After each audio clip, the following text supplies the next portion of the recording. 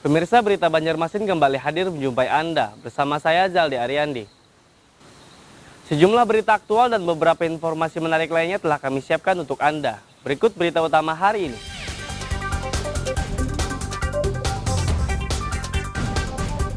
Meski hampir tumbang dan membahayakan pengendara, portal jembatan Alalak 2 belum juga diperbaiki.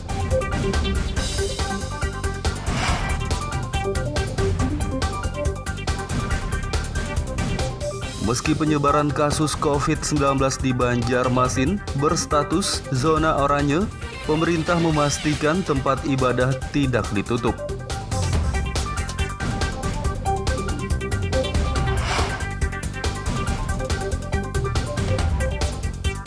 Kasus dugaan pemalsuan dokumen yang dilaporkan oleh Komisioner KPU Banjar Abdul Muthalib masih diproses oleh penyidik Polda Kalsel.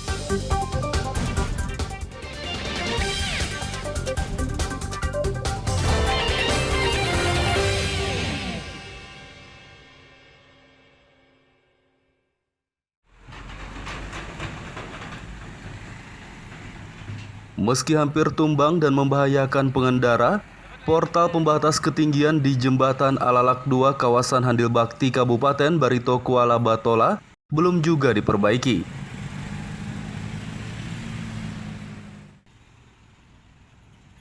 Portal pembatas ketinggian di Jembatan Alalak 2 Handil Bakti Kabupaten Batola hampir tumbang akibat tersangkut bak truk pada 16 Juni lalu.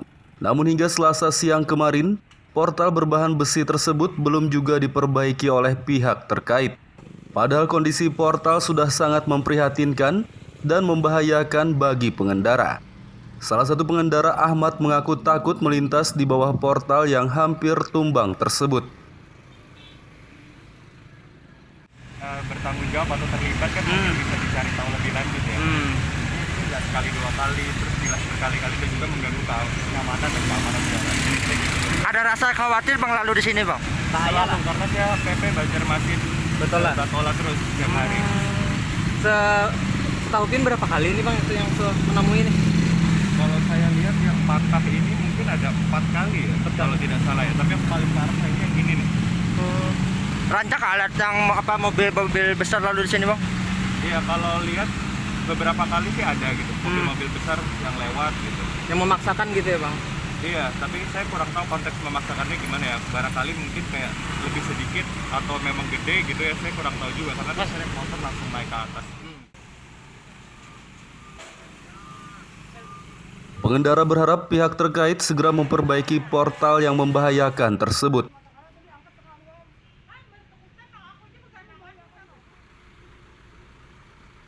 Dari Banjarmasin, Muhammad Lutfi Darlan dan Fudael melaporkan.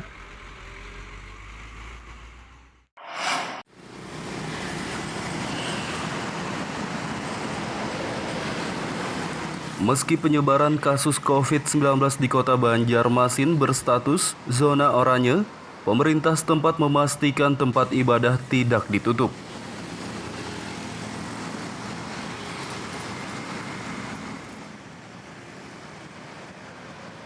Berdasarkan surat edaran dari Kementerian Agama, daerah berstatus zona merah dan oranye tidak boleh mengizinkan warganya menggelar pertemuan kemasyarakatan, pesta pernikahan, dan kegiatan keagamaan. Menanggapi surat edaran tersebut, penjabat Wali Kota Banjarmasin, Ahmad Fidayan menyatakan, meski saat ini Banjarmasin berstatus zona oranye, ia memastikan tempat ibadah tidak ditutup. Namun masyarakat diimbau harus menaati protokol kesehatan.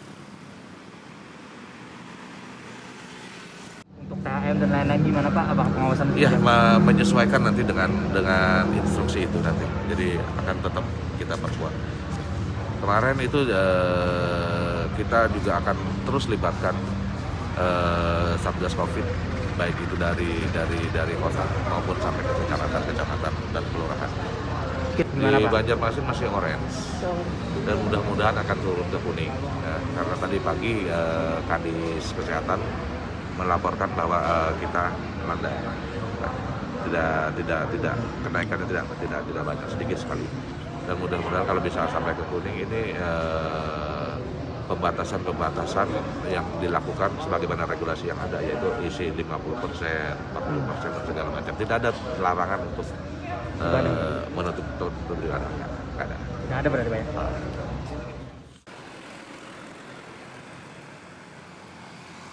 Berdasarkan data Dinas Kesehatan, kasus COVID-19 aktif di Kota Banjarmasin ada 80, 62 diantaranya dirawat di rumah sakit, 18 lainnya isolasi mandiri.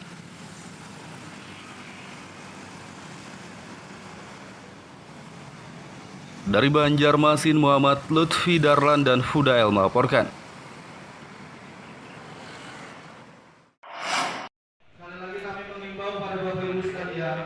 Ribuan guru dan tenaga pengajar di Banjarmasin sudah divaksin COVID-19.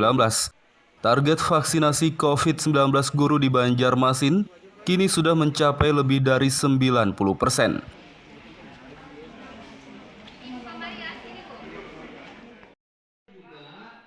Kepala Dinas Kesehatan Banjarmasin Mahli Riyadi mengatakan, data guru dan tenaga pengajar di bawah naungan Dinas Pendidikan yang sudah divaksin COVID-19 berjumlah 4.960. Sedangkan data guru dan tenaga pengajar di bawah naungan Kementerian Agama yang sudah divaksin COVID-19 belum dilaporkan. Meski belum menerima laporan dari Kemenak, Mahli menyatakan vaksinasi COVID-19 untuk semua guru dan tenaga pengajar di Banjarmasin telah mencapai lebih dari 90%. Karena berdasarkan data Dinas Kesehatan, ada 9.296 guru yang sudah divaksin COVID-19. Di Kota Banjarmasin itu 9.000 lebih, ya tepatnya 9.296 orang yang sudah kita vaksin, dan kita akan maksimalkan dalam kurun waktu 1 minggu ke depan, mulai hari Rabu besok sampai dengan tanggal 22 minggu depan. Ini adalah program optimalisasi guru dan dosen. Dan hari Rabu besok kita akan mentargetkan 1.800 orang sasaran dosen yang akan divaksin di OLM, Dinas Kesehatan bekerjasama dengan kampus Unlam. Vaksinasi COVID-19 juga menyasar dosen dan tenaga pengajar di salah satu universitas di Banjarmasin.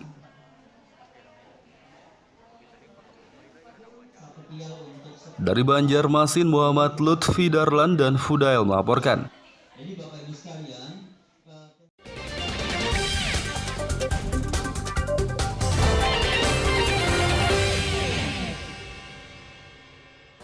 Pemirsa, masih bersama kami dalam Berita Banjarmasin. Bagi Anda yang baru bergabung, berikut Berita Banjarmasin utama hari ini.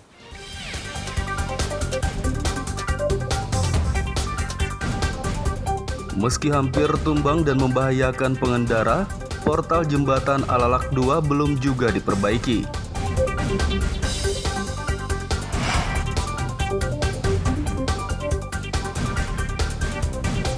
Meski penyebaran kasus COVID-19 di Banjarmasin berstatus zona oranye, pemerintah memastikan tempat ibadah tidak ditutup.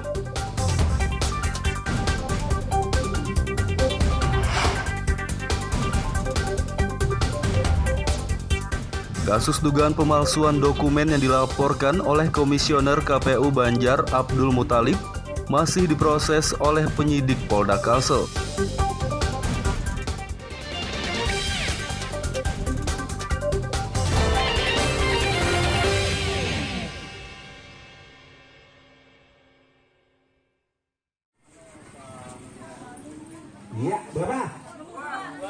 Kasus dugaan pemalsuan dokumen yang dilaporkan oleh Komisioner KPU Kabupaten Banjar Abdul Muthalib beberapa waktu lalu hingga saat ini masih berproses di penyidik Ditkrimum Polda Kalsel.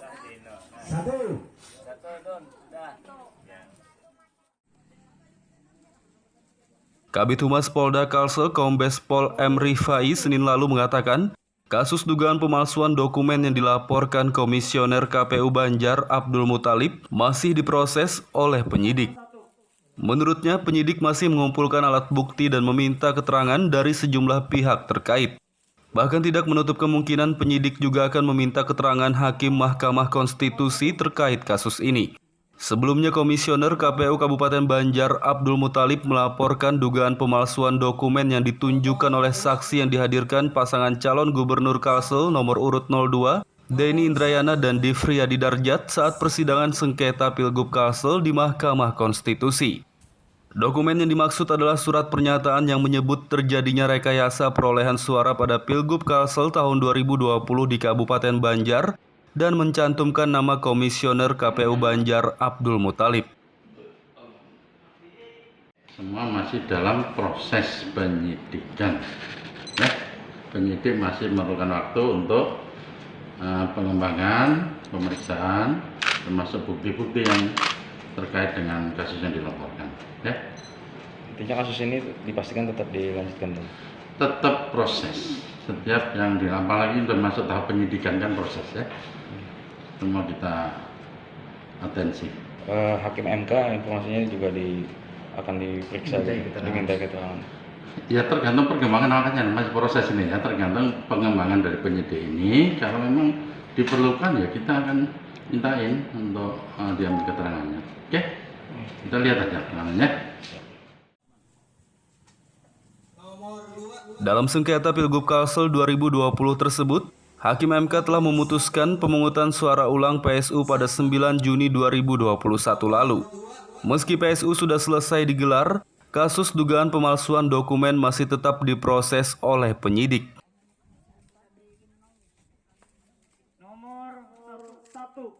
Dari Banjarmasin, Muhammad Lutfi Darlan dan Ahmad Fauzi melaporkan.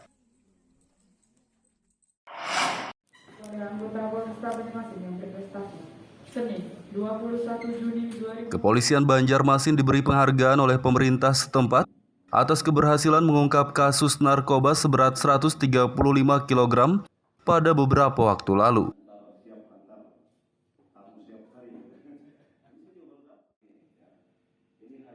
Penyerahan penghargaan dari Pemkot Banjarmasin untuk kepolisian yang telah mengungkap kasus narkoba berlangsung di Aula Rupatama pada Senin pagi. Penghargaan diserahkan oleh penjabat Wali Kota Banjarmasin Ahmad Fidayen kepada Kapolresta Banjarmasin Kombes Pol Rahmat Hendrawan dan Kasat Narkoba serta 3 anggota lainnya. Penghargaan ini diberikan karena Satres Narkoba Polresta Banjarmasin berhasil mengungkap dan menggagalkan peredaran narkoba jenis sabu-sabu seberat 135 kg pada beberapa waktu lalu. Ahmad Fidayen menyatakan penghargaan ini patut diberikan karena banyak jiwa yang terselamatkan dari penyalahgunaan narkoba atas terungkapnya kasus tersebut. Alhamdulillah, mudah-mudahan dengan penghargaan ini bukan masalah penghargaan ya, tapi rasa memiliki kita warga masyarakat Kota Banjarmasin terhadap Polresta dalam hal ini aparat kepolisian kita, di mana melakukan tindakan yang sangat kuat sekali dalam rangka untuk menjaga warga kita baik itu dari bahaya narkoba dan segala macamnya. Nah, ini merupakan hal yang wajar saya kira dalam bermasyarakat bertindak tataran pemerintahan supaya apa? Supaya dalam artian nanti sebagaimana yang disampaikan oleh Pak Kapolres tadi ini membanggakan bagi pribadi yang berprestasi bagi keluarganya sendiri. Polres itu bukan punya Polres anggota saja, anggota kepolisian, tetapi punya masyarakat. Apapun pengaduan, baik pelanggaran atau tindak pidana atau meresahkan masyarakat, termasuk narkoba yang cukup marak dan peredarannya di sini, laporkan kepada polisi. Bukan hanya prestasi, tetapi juga ini anak bangsa ini terhindar dari penyalahgunaan narkoba. Itu ya, saya sampaikan Pak Wali bahwa polisi, tentara ini punya masyarakat, dan masyarakat juga bisa mengadu atau memberikan informasi dan sebagainya berkaitan dengan yang merugikan ancaman bagi warga Kota Bandung khususnya Banjarmasin. Pemerintah Banjarmasin berharap masyarakat ikut berperan aktif membantu kepolisian memberantas peredaran dan penyalahgunaan narkoba. Dari Banjarmasin, Muhammad Lutfi Darlan dan Hafiz Arhaman melaporkan.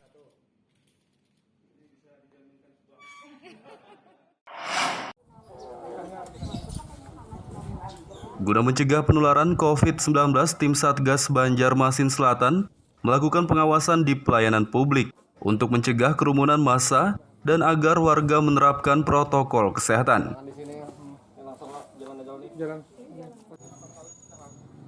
Beginilah pengawasan yang dilakukan oleh tim Satgas COVID-19 Kecamatan Banjarmasin Selatan terhadap salah satu pelayanan publik yang ada di kawasan setempat.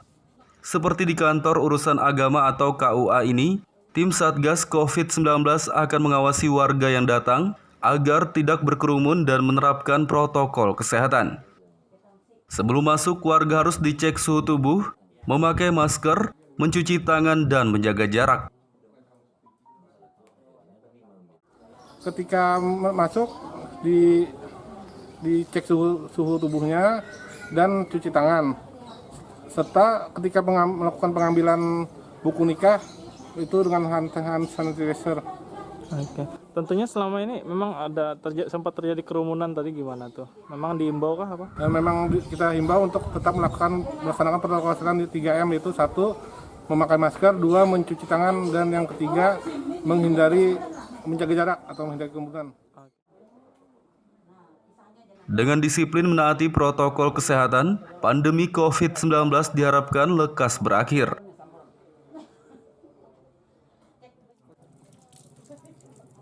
Dari Banjarmasin, Muhammad Lutfi Darlan dan Hafiz Arahman melaporkan.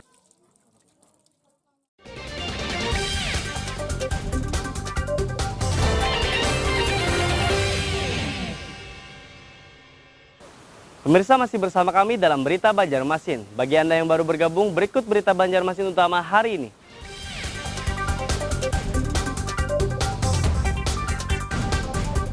Meski hampir tumbang dan membahayakan pengendara, portal jembatan Alalak 2 belum juga diperbaiki.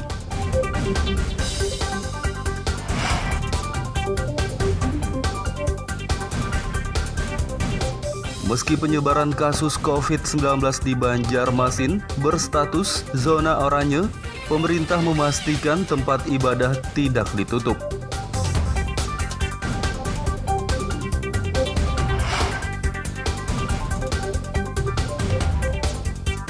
Kasus dugaan pemalsuan dokumen yang dilaporkan oleh Komisioner KPU Banjar Abdul Muthalib masih diproses oleh penyidik Polda Kalsel.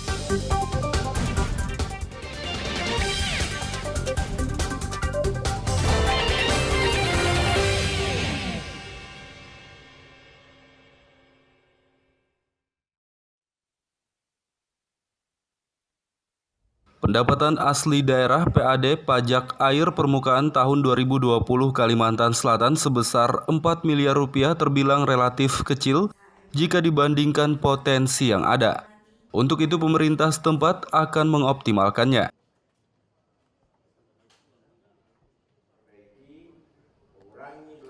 Penjabat Gubernur Kalimantan Selatan Safrizal mengatakan, PAD pajak air permukaan tahun 2020 sebesar 4 miliar rupiah seharusnya bisa lebih dioptimalkan.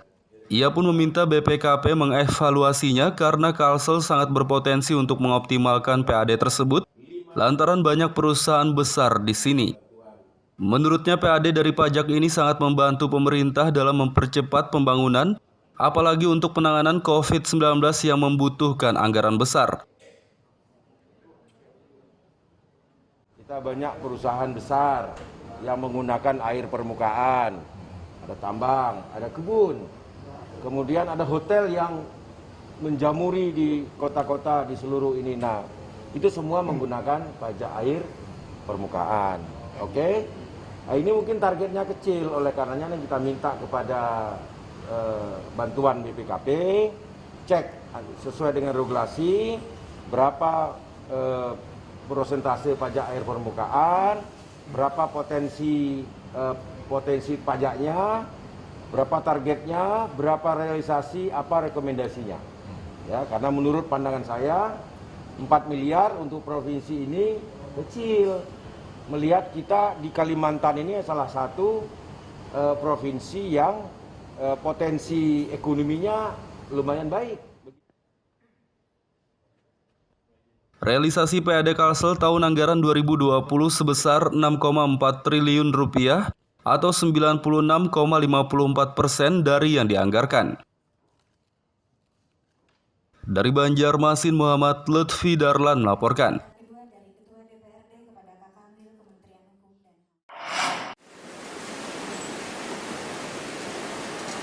Badan Amil Zakat Nasional Basnas akan menyesuaikan diri dengan era digitalisasi sehingga kedepannya berzakat bisa secara daring. Ketua Basnas RI Muhammad Nadratus Zaman Hosen saat menghadiri Rakorda Basnas Kalsel di Banjarmasin Selasa siang mengatakan seluruh Basnas provinsi hingga kabupaten dan kota akan menyesuaikan diri dengan era digitalisasi sehingga kedepannya berzakat bisa dilakukan secara daring. Selain itu, melalui penyesuaian diri dengan era digital, Basnas juga lebih transparan karena kedepannya Basnas akan dituntut melaporkan pemasukan maupun pengeluaran dana secara rinci setiap saat.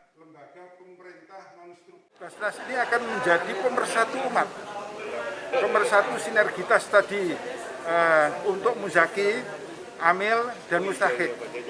Ini otomatis, ini ekosistem, tapi sekaligus juga pemerintah. Ada satu sinergitas, tapi sekaligus juga pengusaha.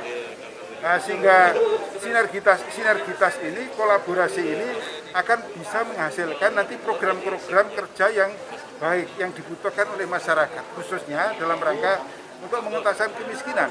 Apakah itu untuk beasiswa, apakah itu untuk penguatan UMKM, apakah itu untuk kesehatan masyarakat, tapi yang penting di situ adalah bahwa sasarannya lebih banyak kepada masyarakat miskin. Nadratus Zaman berharap Basnas bisa mengentaskan kemiskinan dengan berbagai program yang diperuntukkan bagi masyarakat miskin, seperti mendirikan rumah sakit, sekolah, pemberian beasiswa, penguatan ekonomi melalui UMKM, dan yang lainnya.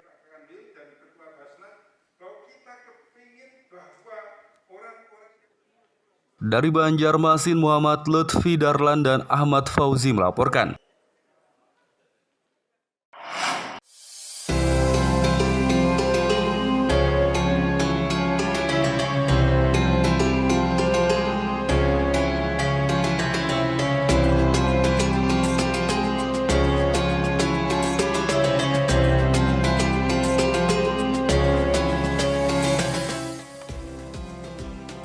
Sebuah masjid di Desa Kiram, Kecamatan Karangintan, Kabupaten Banjar, berbentuk unik seperti kapal dan 90% bangunannya terbuat dari bambu.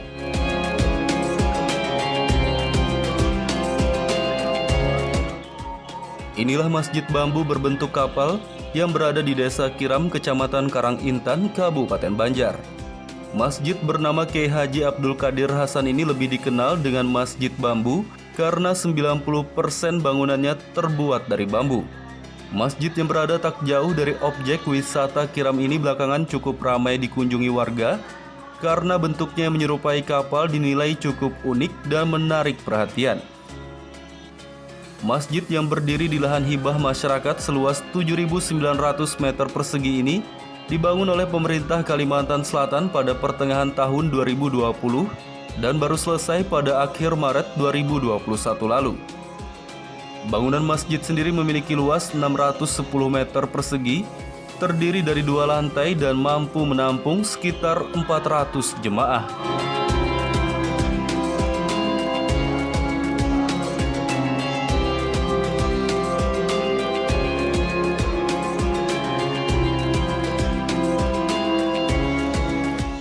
Masjid yang dibangun dengan biaya 11,9 miliar rupiah ini menggunakan bambu jenis apus dan petung yang didatangkan dari Pulau Jawa. Kedua jenis bambu itu bisa bertahan hingga 30 tahun jika dirawat dengan baik. Pengurus Masjid Bambu Haji Asmaniansah mengatakan, masjid ini dibangun berbentuk menyerupai kapal untuk melambangkan kekokohan seperti kokohnya kapal Nabi Nuh. Mengambil sejarah perahunya Nabi Nuh. Mungkin itu saja yang bisa kami jelaskan. Memang bentuknya seperti perahu ya Pak? Iya, Sengaja bentuk perahu. Ada berapa lantai ya Pak Haji? Dan fungsinya apa aja? Masjid ini terdiri dari 2 lantai. Lantai pertama atau lantai dasar itu untuk tempat wudhu dan toilet. dan lantai atas itu untuk ruang masjid.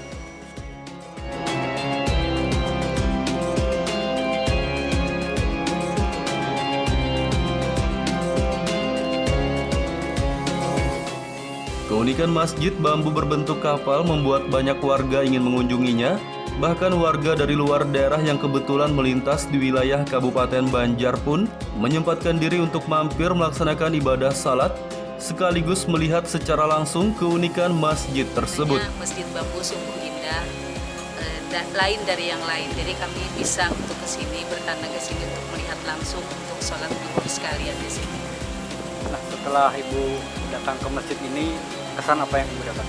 Kesannya sungguh baik sekali karena strukturnya terbuat dari bambu dan berbentuk seperti kapal dari luar. Jadi pas kami masuk sungguh baik sekali strukturnya, terbuat dari bambu, dan mudah-mudahan yang membuatnya terinspirasi mungkin dari kapal Nabi.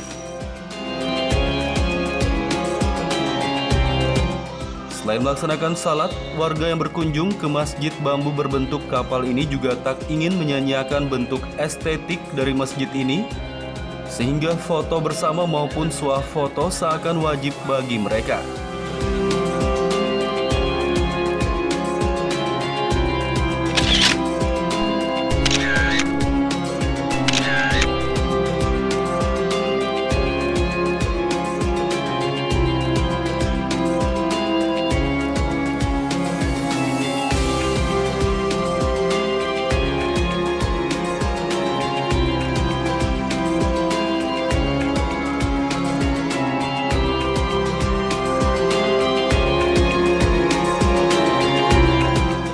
Dari Kabupaten Banjar, Muhammad Lutfi Darlan dan Ahmad Fauzi melaporkan.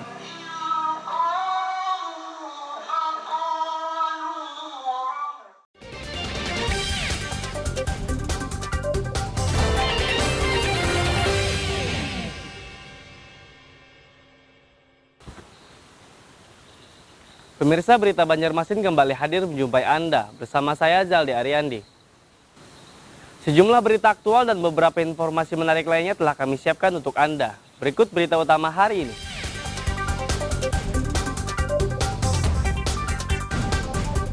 Meski hampir tumbang dan membahayakan pengendara, portal jembatan Alalak 2 belum juga diperbaiki.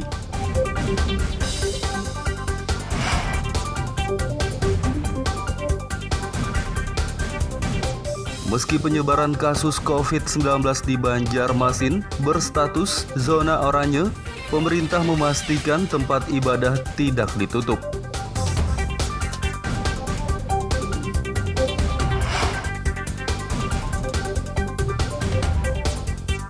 Kasus dugaan pemalsuan dokumen yang dilaporkan oleh Komisioner KPU Banjar Abdul Muthalib masih diproses oleh penyidik Polda Kalsel.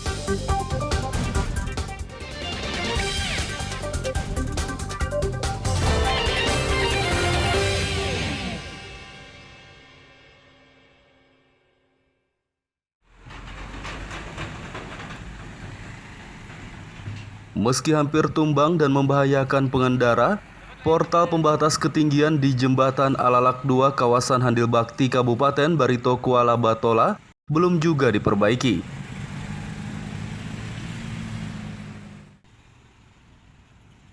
Portal pembatas ketinggian di Jembatan Alalak 2 Handil Bakti Kabupaten Batola hampir tumbang akibat tersangkut bak truk pada 16 Juni lalu. Namun hingga Selasa siang kemarin, portal berbahan besi tersebut belum juga diperbaiki oleh pihak terkait. Padahal kondisi portal sudah sangat memprihatinkan dan membahayakan bagi pengendara. Salah satu pengendara Ahmad mengaku takut melintas di bawah portal yang hampir tumbang tersebut. Bertanggung jawab atau terlibat kan mungkin bisa dicari tahu lebih lanjut ya. Itu nggak sekali dua kali, terus jelas berkali-kali dan juga mengganggu keamanan dan keamanan jalan. Ada rasa khawatir Bang lalu di sini Bang? Bahaya lah karena dia PP Banjarmasin Batola terus setiap hari. Setahutin berapa kali ini Bang itu yang menemui ini? Kalau saya lihat yang patah ini mungkin ada 4 kali ya, kalau tidak salah ya. Tapi yang paling parah ini yang gini nih. rancak alat yang mobil besar lalu di sini, Bang? Iya, kalau lihat beberapa kali sih ada gitu, mobil-mobil besar yang lewat gitu. Yang memaksakan gitu ya, Bang? Iya, tapi saya kurang tahu konteks memaksakannya gimana ya. Barangkali mungkin kayak lebih sedikit atau memang gede gitu ya, saya kurang tahu juga. Karena saya naik motor langsung naik ke atas. Pengendara berharap pihak terkait segera memperbaiki portal yang membahayakan tersebut.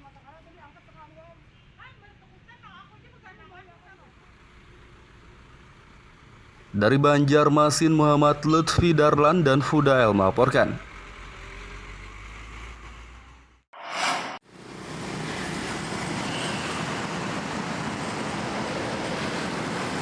Meski penyebaran kasus COVID-19 di kota Banjarmasin berstatus zona oranye, pemerintah setempat memastikan tempat ibadah tidak ditutup.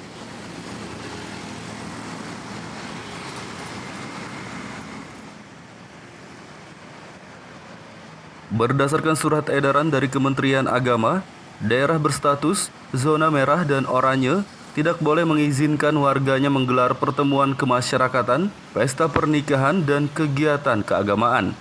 Menanggapi surat edaran tersebut, penjabat Wali Kota Banjarmasin, Ahmad Fidayan menyatakan, meski saat ini Banjarmasin berstatus zona oranye, ia memastikan tempat ibadah tidak ditutup. Namun masyarakat diimbau harus menaati protokol kesehatan.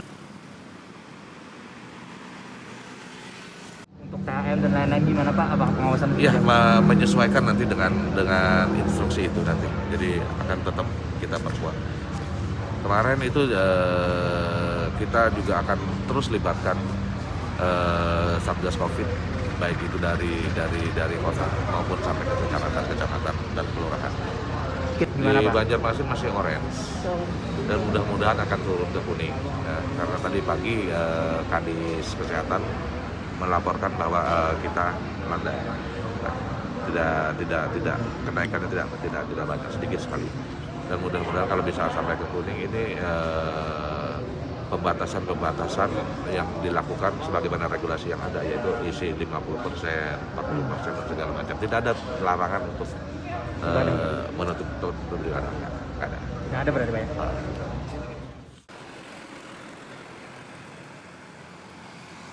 Berdasarkan data Dinas Kesehatan, kasus COVID-19 aktif di kota Banjarmasin ada 80, 62 diantaranya dirawat di rumah sakit, 18 lainnya isolasi mandiri.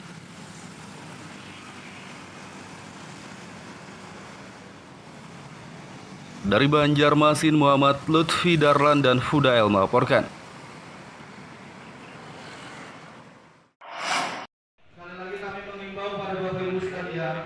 Ribuan guru dan tenaga pengajar di Banjarmasin sudah divaksin COVID-19. Target vaksinasi COVID-19 guru di Banjarmasin kini sudah mencapai lebih dari 90%.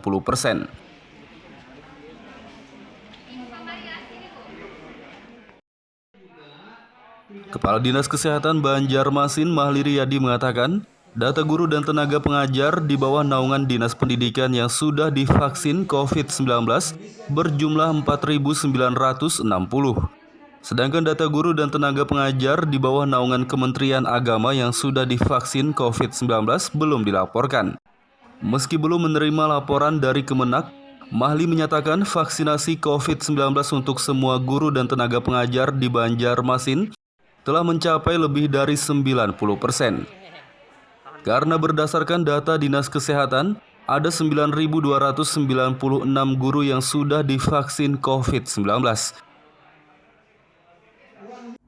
Di kota Banjarmasin itu 9.000 lebih, ya tepatnya 9.296 orang yang sudah kita vaksin, dan kita akan maksimalkan dalam kurun waktu 1 minggu ke depan, mulai hari Rabu besok sampai dengan tanggal 22 minggu depan. Ini adalah program optimalisasi guru dan dosen. Dan hari Rabu besok kita akan mentargetkan 1.800 orang sasaran dosen yang akan divaksin di OLM, Dinas Kesehatan bekerjasama dengan kampus Unlam. Vaksinasi COVID-19 juga menyasar dosen dan tenaga pengajar di salah satu universitas di Banjarmasin.